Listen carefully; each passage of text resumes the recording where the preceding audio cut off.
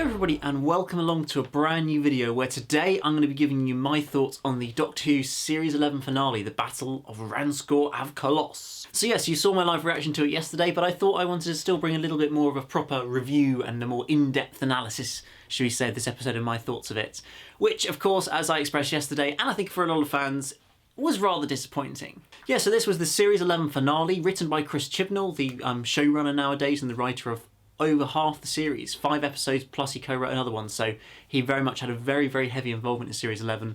And so, although his episodes hadn't been fantastic up until this point, I had some optimism that hopefully with the finale, doing a big bombastic finale, he might be able to pull it together and really do something great with this sort of conclusion. But unfortunately, it really didn't happen, and I think almost the biggest thing is it didn't really feel like a finale. Like, yes, Tim Shaw came back and we had the sort of confrontation between him and the Doctor, and obviously Graham as well, and all that, and the stakes were reasonably high with the destroying Earth and everything like that, but even so, it still felt like an episode that could have easily slotted anywhere in the series and had no different feeling, because there wasn't a big ending to it. Nothing really kind of different came out of this episode. It just again felt like almost another filler episode in a series of filler episodes. There's just not been those big epic stories in this series or anything that had any sort of arc to be able to build up to a big conclusion. So in terms of Tim Shaw, he was obviously going to come back. It seemed extremely likely, and yeah, fairly early on it was revealed. When we see this sort of the brief shot of him teleporting there, we kind of get a rough glimpse that it might be him, and then him turning up on the screen as well. And to some degree, it's quite nice how it's gradually sort of revealed, even though it's kind of obvious we know it's Tim Shaw.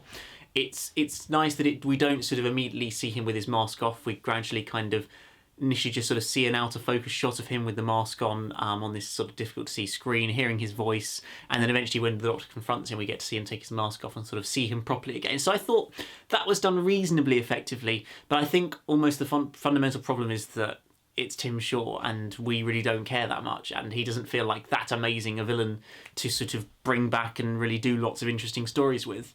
It sort of almost feels like Chris sort of in his mind thought that this was going to work really well, and in theory it could work really well, but it just wasn't really executed well enough, and the strength of the villain wasn't really enough. Particularly when you look at how he was destroyed or killed at the end of it. He was sort of cornered by Graham and Ryan and then shot in the foot and locked up in a cryogenic chamber, and boom, that's it. It's all done and dusted. And it was like, he's meant to be this big, he's meant to be godlike at this point, have those, well, not that he's specifically got the god powers, but that he's controlling the Yuks who do. And he's just meant to be from this massive warrior race that kills loads of people and stuff, and seemed to be quite, in episode 1 he at least seemed to be kind of a threat in terms of the amount of sort of just going around killing people and everything. And then in this story he's confronted with Graham, who's not willing to shoot him. Why doesn't Tim Shaw just go up and kill him? Like, why does he stand there for a minute and wait and basically give the opportunity for Ryan to come in and sort things out, and then it all goes wrong? So it just felt like Tim Shaw was not a strong enough villain to kind of be the big bad of the series, along with the fact that he wasn't actually in any other episodes, or there wasn't barely even a link to him in any other episodes apart from mentioning the Stenza very briefly in episode 2. Since then, there's been nothing to do with it at all. The rest of the series, like, it's just been completely forgotten about, and then suddenly magically he turns up again in episode 10. It's like, that's not the way to do it. If you're going to do it, you need to have it sort of intertwined more with the series, more hints at him coming back during the series and things like that, and make him a stronger, more fierce villain at the end of the series when he does turn up. I mean, I don't dislike the sort of ideas that they were trying to do with Tim Shaw in terms of him, sort of, he'd given up on his being a warrior status, he'd kind of lost that, having been teleported away from his home planet, so he thought, what's the next best thing? He'll try and be a god and take revenge on the Earth and on everybody and on the Doctor and all that. And I thought that was quite a nice idea to explore, but it just didn't feel like it really went anywhere particularly. It was just Tim Shaw stood in a room clearly dying, and saying all these things, and us seeing CGI of what seemed to be the Earth getting burnt but nothing actually happening, and then it just stopping and ending, and that was it. And it was just, and yes, he was trying to sort of harness the Yuks' power. Why were the Yuks so stupid when they seemingly this crazy, like, sort of powerful and knowledgeable religious-y sort of people who can move the atoms of the universe? Why did they not realise that Tim Shaw is not their creator? Like, that seems a bit silly that they wouldn't realise that when they're meant to be so smart and powerful and everything. So that's just another sort of stretch of the imagination that you have to jump to there a bit, and another kind of, I feel, fault of this episode. I mean, looking sort of structurally at the episode, early on, it did feel reasonably intriguing. Like, we set off in the TARDIS, there was a sort of mystery of these 9 distress calls, we end up on this mysterious kind of sort of alien spaceship or planet ultimately that it becomes that we see, and we're trying to sort of figure out quite what's going on with this. And early on, as I say, it's looking promising. It's not exciting, but it feels like sort of proper Doctor Who episode build-up that we're used to. But the problem was, as I mentioned in my live reaction, is that nothing ever happens. I was just sat there waiting and waiting and waiting throughout this build-up for something big to happen, and it just never did. I kept on looking and I'm like, 10 minutes through, okay, fine. 25, okay. 40 minutes and nothing's happened. I'm like, why is this just kind of boring?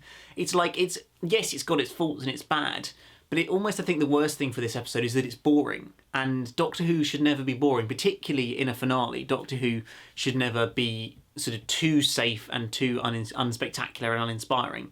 And that's what this finale felt like. I mean, I think no matter how much you either love or loathe what Stephen Moffat did with Doctor Who, I don't think you can sort of deny the fact that he took risks with his finales and tried pretty big out there concepts and different things, and never tried something really safe that was just going to be found as boring. It was always an episode that was either absolutely loved or absolutely hated, or halfway, sort of half and half and half. In that regard, and it just felt like Chris just wasn't willing to almost take a risk with this story, and it just turned out to be the not very battle of Ranskoor of Kolos. There wasn't even any battling. It's like, why was that the title? It's a terrible title, and there was no battle in this story at all.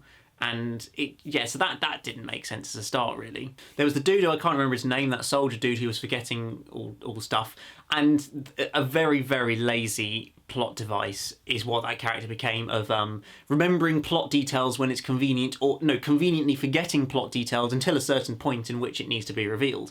It's like, it's such a sort of lazy, simple, silly way to try and sort of slowly delay the plot, but slowly move it along by him sort of having selective memory. He just, when it's convenient to the plot, he's going to remember this point about what happened in the past or something like that, and it's just like, that's such a lazy way to do things.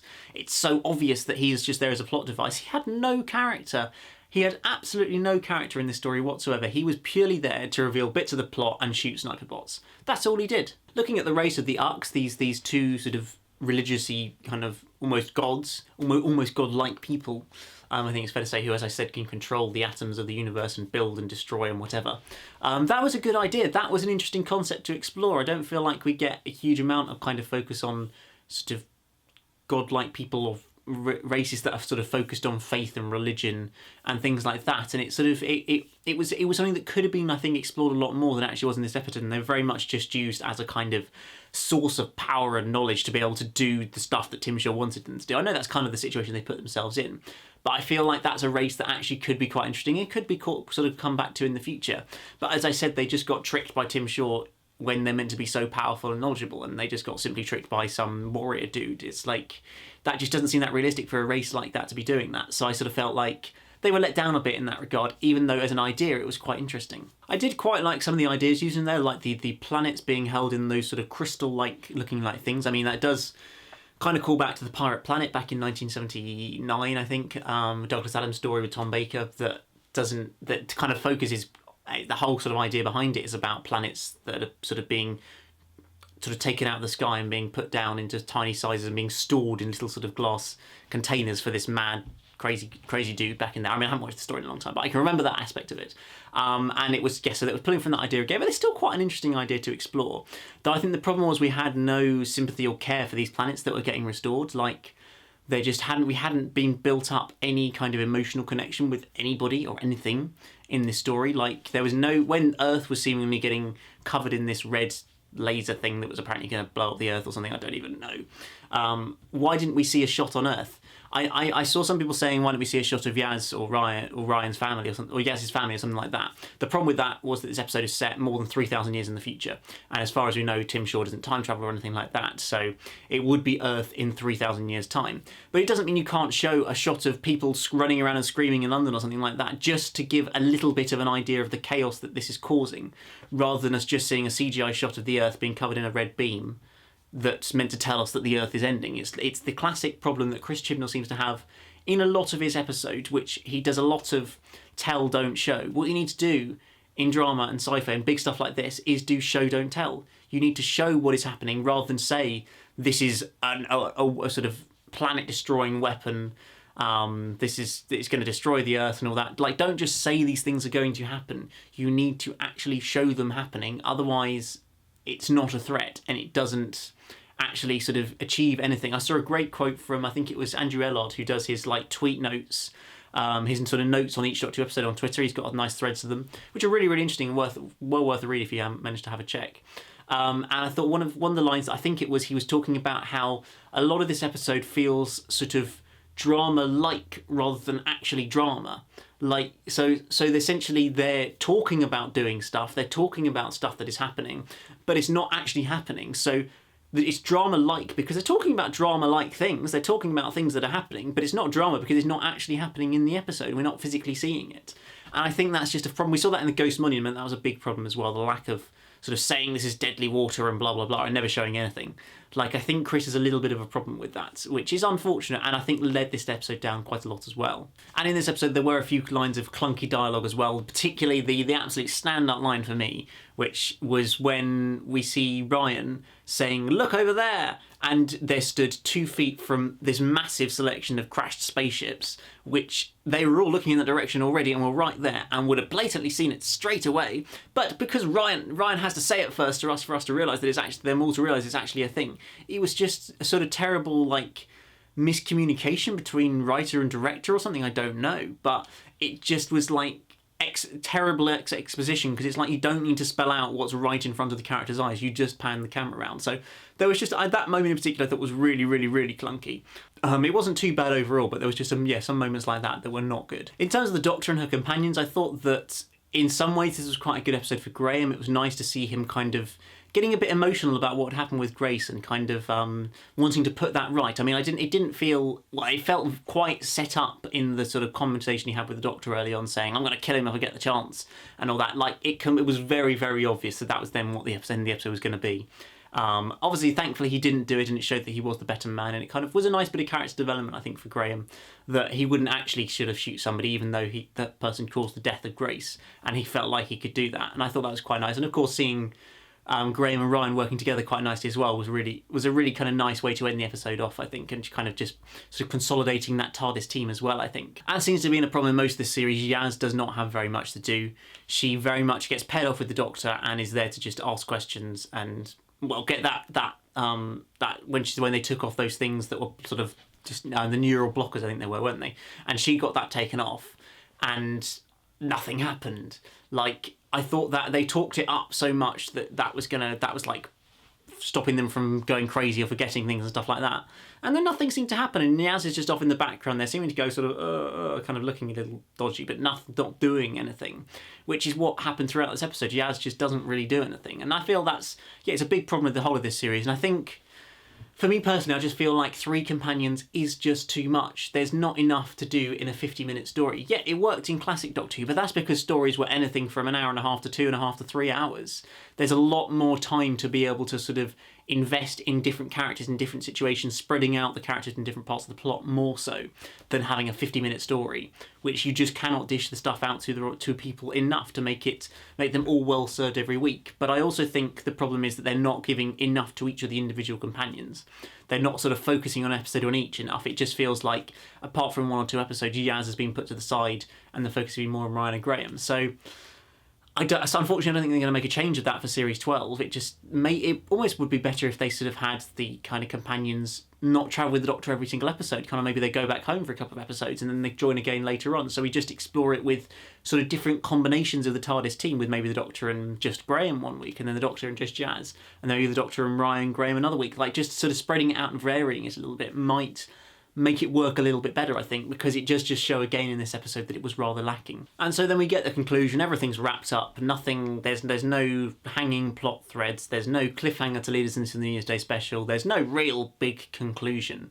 It's just Jodie Whittaker saying, "Oh, I don't know where we're going to travel off to." And I saw an interesting quote from somebody on a forum, I can't remember where, but which I thought actually fitted quite well, is that the Doctor's speech at the end of this episode felt like a Sarah Jane speech from the Sarah Jane Adventures, how she had these sort of speeches at the end of every series about how wonderful the universe is and everything like that, which are lovely and nice and work great on Sarah Jane Adventures, but that's a kid's, that is very much a kid's TV show, whereas Doctor Who's going to be a little bit more above that, and it just felt like this was a little bit of a half-hearted, tacked-on speech at the end of the episode to some degree, and it just, they dematerialise away, and then the series is done, and it was sort of like what I was expecting a lot more from this story. And as I said at the start, I think that's the biggest problem. This just didn't feel like a finale. It didn't feel like the stakes were high enough. There was enough epic sort of big things happening and enough consequences or anything like that. It just didn't feel like a conclusion to a series, drawing together lots of threads, sort of plot threads that run through the series. It just didn't feel like there was any of that, and suddenly it was over. Maybe the New Year's Day special will be more of a full conclusion to this sort of series, particularly because it's called Resolution, but maybe that's relating to New Year's resolutions, I don't know. We'll have to wait and see, but I hope that there's a little bit more sort of conclusion and finality to the New Year's Day special, because it just felt a bit of a disappointing and kind of limp end to the series, unfortunately. So yes, I'm sorry for being pretty negative about this episode. Unfortunately, I just really didn't enjoy it. I'm a big fan of finales, the big epic finales. I've always been a sucker for them, as I said in my preview video, and I was really hoping that this at least would just be big end of the world style stuff, and it was none of that. Even that, it wasn't even exciting. It was just boring and bad, and I think that's what Doctor Who should never be, and so it really is just very disappointing to end the series on this note. I'm still have some optimism looking at the trailer, and hopefully having Daleks in it, the New Year's Day special will be better, and hopefully it will be Chris's best outing so far, and hopefully he'll take on the feedback that the viewers have had of Series 11 and the criticisms of it, and hopefully he can take that on and tailor Series 12 to be an improvement for when it comes around in 2020, but I think there definitely does need to be an improvement. So yes, there we go, guys. There's my, unfortunately, a bit of a slating of this episode, but do let me know down in the comments below what you thought of this episode. Do you sort of dislike it as much as I did, unfortunately? And I'm not one to dislike episodes very often, so it is I did really think it was quite bad, because if you've watched a lot of my videos, you'll see that generally I'm pretty positive about the show. So, but I just felt I had to say how disappointing this episode was. But if you disagree with me, or agree with me, do let me know down in the comments below. But other than that, guys, do remember to hit that like button, subscribe if you're new here, and I'll see you again very soon for another video. Goodbye!